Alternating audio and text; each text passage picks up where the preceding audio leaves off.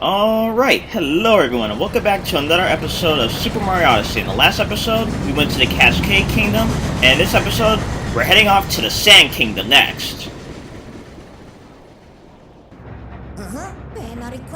So, how do you like me as a captain's hat? Pretty classy, wouldn't you say? Now then, where were we? The monster's name is Bowser. Well, we'll chase him down in no time in the Odyssey. Seeing as how we've got some time to kill, let's review some useful skills. Travel tip, ground pound. To smash blocks or enemies below, to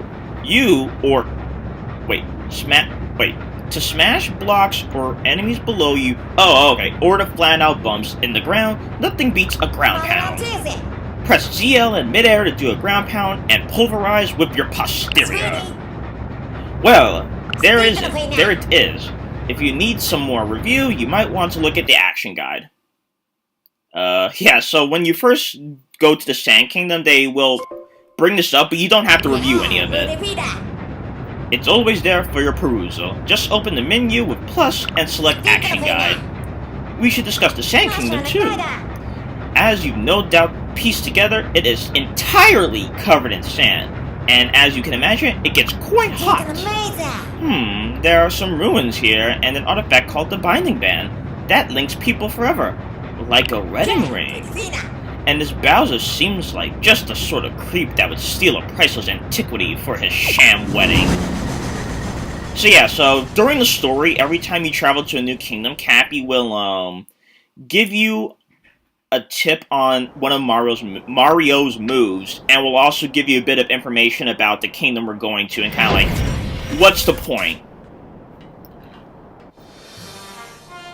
So anyway, we have our first mission, atop the highest tower.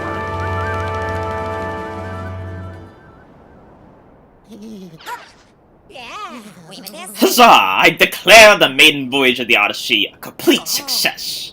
But why is it so cold? I thought deserts were supposed to be hot. Huh? The top of the tower is shining. How could that be? Could it be a power moon? So here we are in the Sand Kingdom, looking a bit odd, to put it mildly. And here we have the local residents. So cold! Everything just froze all of a sudden. Here we are in Tostarena Town. At least I believe that's how it's pronounced anyway. What do you say? Talk to me. Talk to me! Our kingdom froze when that strange couple got here. Why did they do this? And, actually, speaking of, deserts as opposed to being hot, I never noticed he's stuck in the ice. It's kind of sad. But anyway. Look! Bowser's footprints. Anyway, funny thing about deserts that some people don't know. Deserts, technically a desert is a barren region that, basically receives little to no precipitation, plus it's hostile to most life. Right here is a new enemy, Bullet Bills, and easily one of the best enemies to capture. Like, it's so exhilarating just to capture a Bullet Bill and actually ride as one. But yeah, you want to throw Cappy at those flowers to basically make them open up as propellers. But yeah. Okay, so, as you can see, falling into the sand isn't a... Whoa, we're sinking? Jump! So yeah, if you fall in the quicksand, it's not a death sentence, actually, which is pretty nice. You just need to keep on... You need to constantly mash the jump button, though, to, like, make sure you don't sink. But anyway, back to what I was saying. For deserts, technically a desert is just a barren region that, receives little to no precipitation. So, technically, so that's what a desert is. So that means, like, places like the Antarctic and the North Pole, they're technically also deserts because, they're barren, hostile regions that receive little to no precipitation.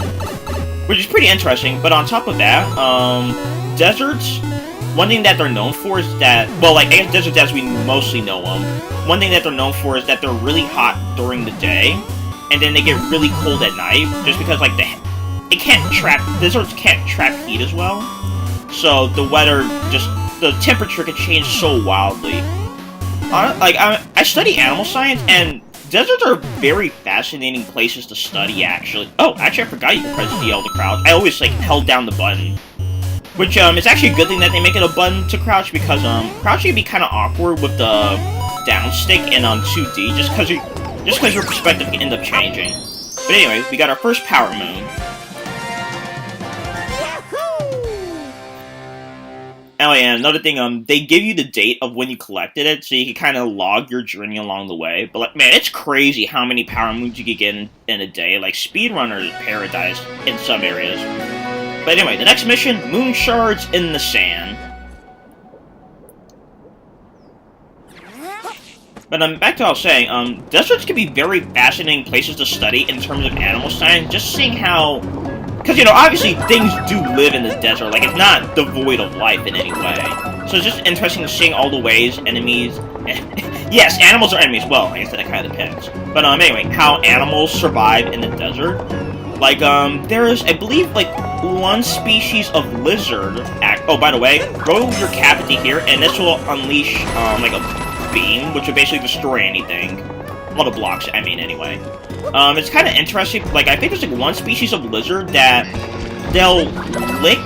So, like, they'll lick their eyeballs because, like, dewdrops or, like, condensation or something like that. I don't remember exactly, but, like, it collects on their eyeballs, so in the morning... they'll lick their eyeballs to actually get water from it. It's actually really cool. I forget what lizard it's called, though. But yeah, so, like... And then, like, camels have very long eyelashes so they help keep sand out of their eyes. So it's pretty fascinating. Anyway, the Moai habitat. So these are called the Moai. And, oh, it's a piece of the power moon. What was that Bowser creep doing here? Anyway, so these are called Moais. Basically, you capture them and you press the Y button, or you can shake the Joy-Cons to make them put on their sunglasses. If you make them put on their sunglasses, then you can see things that you normally couldn't see. They don't show up that much, so I guess if the mechanic kind of annoys you, don't worry. And I guess it kind of annoys you because these guys move very slow when they have their sunglasses down, but then they actually move like pretty fast when they don't have them on. Cacti. If you touch them as Mario, then you'll get hurt. But anyway,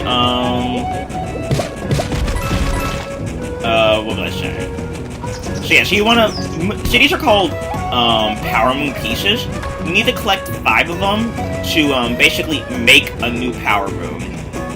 It's basically just a Power Moon that's been broken up. And... where are they? I know there's like one on top of the pillars, but I can't remember where the other 2 pieces are. I already have 3. Oh, oops.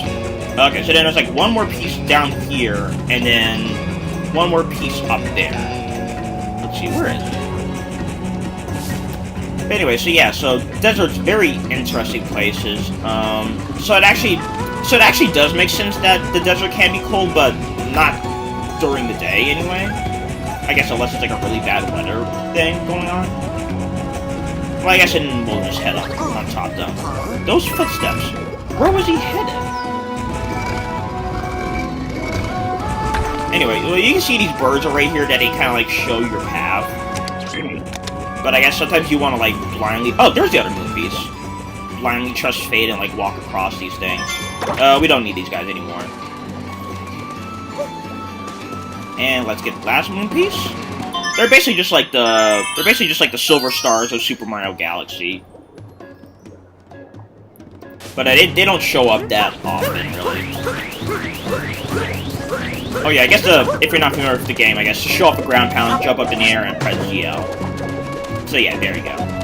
Anyway, let's get our next Power Moon.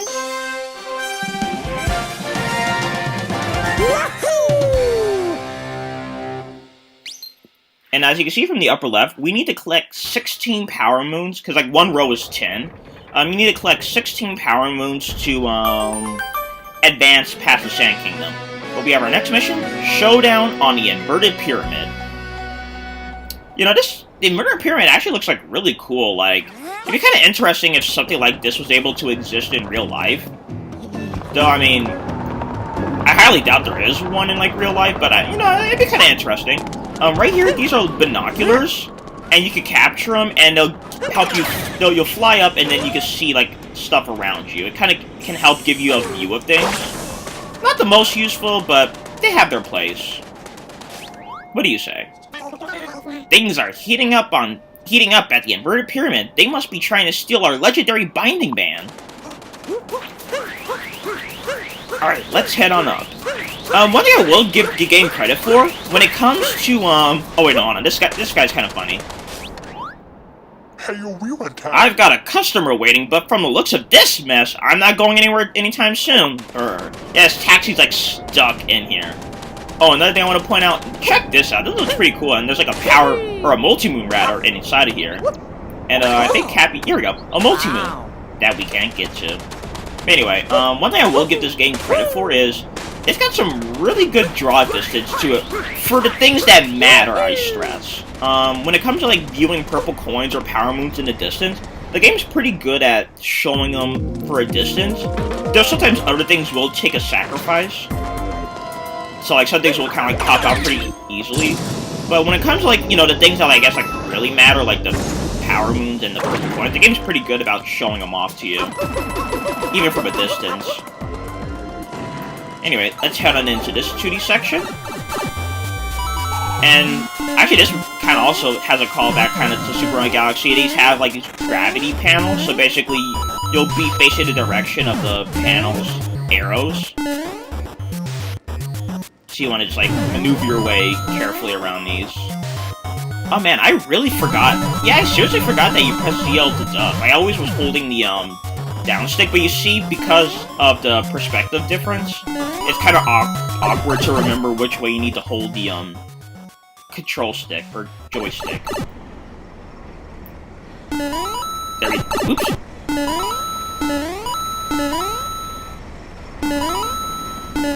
But you know, I'll be honest, when it comes to the Sand Kingdom, when I first played the game, Sand Kingdom was one of my least favorite kingdoms, actually. I just didn't find it as good, really. We're gonna want to capture you, so we can bust you open, and then capture another one of you, and hopefully get past. No, we won't. It was actually one of my more least favorite kingdoms. It just didn't hit the right chords with me, really. Like, it was kind of like too expansive for having not enough in it, in my opinion. I mean, Sand Kingdom actually has the most power moves of any kingdom. If I remember correctly, yeah, I believe it does. But, it just, for me, it felt like it was a bit too much space with too little to do. I mean, there is a way of getting around the kingdom very fast that I'll show off later, so at least they were kind of conscious of it, but still.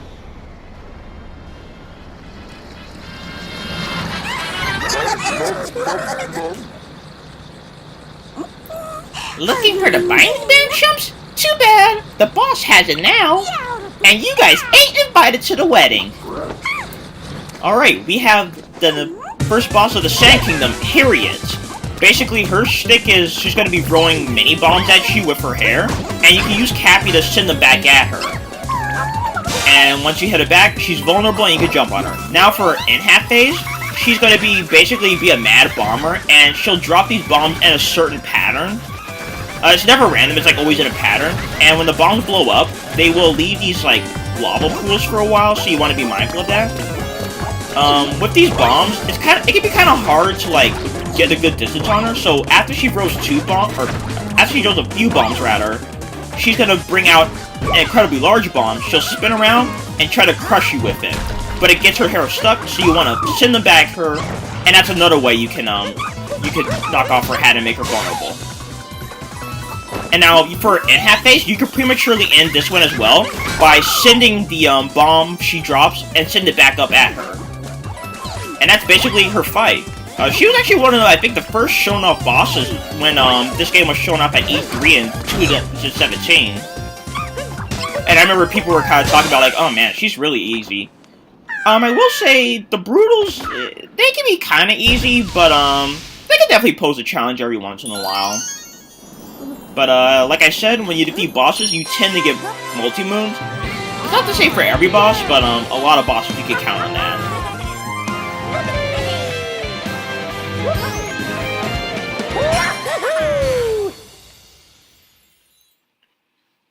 All right, so we defeated Harriet, and but things ain't exactly looking too peachy keen still. And now it's also nighttime.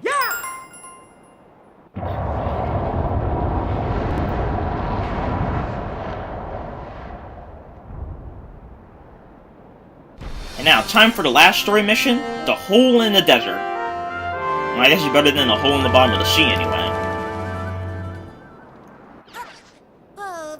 That brutal slowed us down a bit, but we're still racking up the power moons. How odd, the inverted pyramid is floating? And it's gotten so much colder. Is this more of that Bowser's doing? I say, he does make trouble, doesn't he? So yeah, so now it's actually nighttime in the Sand Kingdom, which I think this is the only time it's ever nighttime. Oh my god! I actually didn't see these guys coming. These are called Chinchos, I believe they're called. So they're pretty persistent enemies. You need to hit them twice in a row, like very soon after. Oh my god! Leave me alone. I really don't like these things. Anyway, this is terrible. It's gotten so much colder. Now that the inverted pyramid is floating in the air, freezing winds are blasting out of that huge pit where it was. So yeah, we need to get all the way over there, but we need to get there fast, so we need to recruit a Jaxi. Oh no. How you doing? I'm what you call a Jaxi. You wanna ride? It'll be 30 coins. What do you say? Let's ride. And despite him being so what are you doing, some sightseeing? You gotta check out the inverted pyramid. Controls are snapped. B to brake, Z to dismount. I'll take it off as soon as you're strapped in. But watch yourself, I go quick. And despite him being based off of a taxi, technically, those 30 coins, it's a one-time gig. Like, you only have to pay the 30 coins once and you can have them forever. The Jaxi, he goes really fast and he tears through all enemies on the field. It doesn't matter. Another thing is, you saw that poison field back there? He actually, he actually can go over the poison just fine. But you can, because poison is instant kill for Mario if you touch it. Or poison, I guess, pools, to be a bit more exact. But anyway, now we're in underground, and you see it's pretty cold down here. But yeah, like I said, the Jaxi is basically how you're going to get around the kingdom a lot faster. But let's see, here we go. We're going to recruit a Goomba, because you can capture regular Goombas in this game, and Goombas, they don't have to worry about this ice. Hey, these feet don't slip on the ice. So what you want to do is press Y to dash, press B to jump, and if you have the Joy-Con, or something with motion controls, you can shake it and you jump even higher. Another thing that I'll show off later, Goombas can jump on each other to stack up like that, and that's going to be used to get power moons and purple coins and other stuff in the future.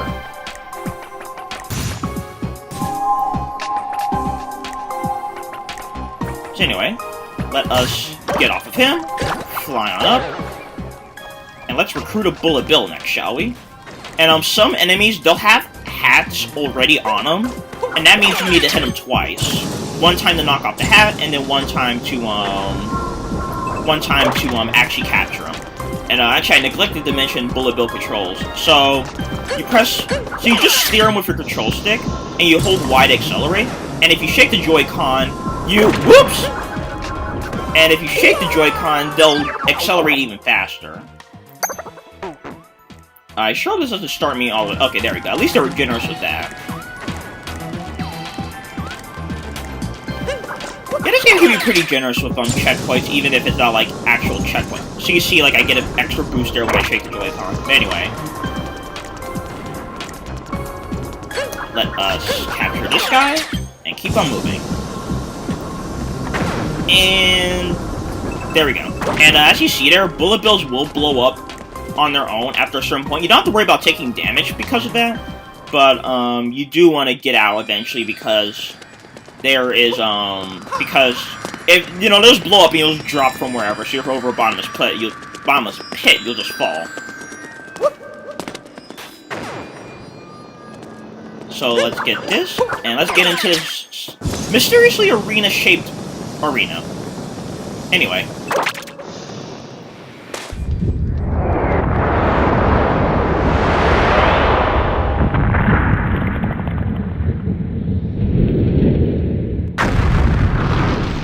Where? Ring. You take ring? Alright, time for the next boss of the Sand Kingdom, Knuckle-Tech. So what he's gonna do is he's gonna send his fist after you, and you want him to break on ice. Ouch! Because that's gonna stun his hand, and you can capture him. And then send it right back at his face. You can press Y to accelerate. That'll teach you. But, he will use his other fist to launch ice balls at you, which will knock you back, and eventually you'll be forced out of the fist if you take too long. And when you hit him, he's gonna send his fist really fast at you, and you have to avoid those. Next, he's gonna slam the ground and send a bunch of icicles down at you. Oh man, I love this music so much for his boss theme. And now he's gonna try to be a bit more evasive and move his hand to try to catch you. Nice! That's the second hit. And as you can see, there are these hearts contained in the ice, so if you want hearts, you need to, either have an icicle drop on top of them to break the ice open, or have Knuckle-Tech, use his fist to smash. Next, he's going to be trying to, clamp down on you, I guess. So you just want to avoid those. It's not too hard to avoid, though. Alright, time for one last hit. Oh man, this is pretty cool. Anyway. Sorry, Knuckle-Tech, but Legend of the Hidden Temple was ended in 1995. Yeah, his face, look on his face was kind of like all sad too. It was like, oh man, it ended? Man, that's such an old show, actually. But, well, I'm just kind of sad now. Anyway, let's get the Power Moon, shall we?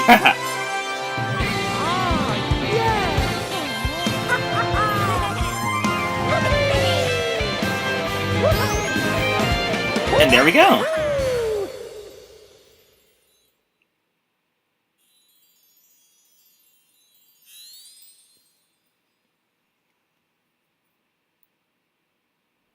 And this desert's looking a bit more deserty, I guess you could say. Woo, it's so hot now, but I suppose that's what we were trying to accomplish. If we keep up this pace, we'll catch that Bowser in no time. Do we have enough Power Moons to reach the next kingdom? If you want to check, put me on the globe. Well, as you can obviously see, we don't have enough Power Moons. We only have 8 of them, actually. So, basically, now we have free reign. So, as you can see from the list here, you can select any checkpoint flag you've activated and then press A to fly straight to it. We'll definitely make use of that in the next episode. But as you can see, there are 69 Power Moons in this kingdom. Technically, there's more, but I won't get into that yet. But we completed the first 4, and these are basically the story moons. And now, basically, the Sand Kingdom's pretty much opened up to you. You can get any Power Moons that are available currently, and just go grab them. But you still need to get 16 total to be able to leave the Sand Kingdom. But basically, just to kind of reference the Hidden Temple even more, the choices are yours, and yours alone. You can just choose whichever Power Moon you want.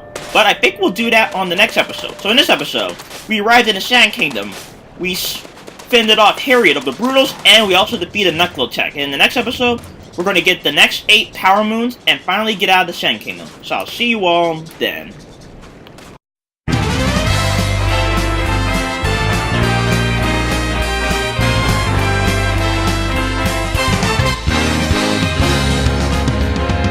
Here we go, off the rails. Don't you know it's time to raise our sails?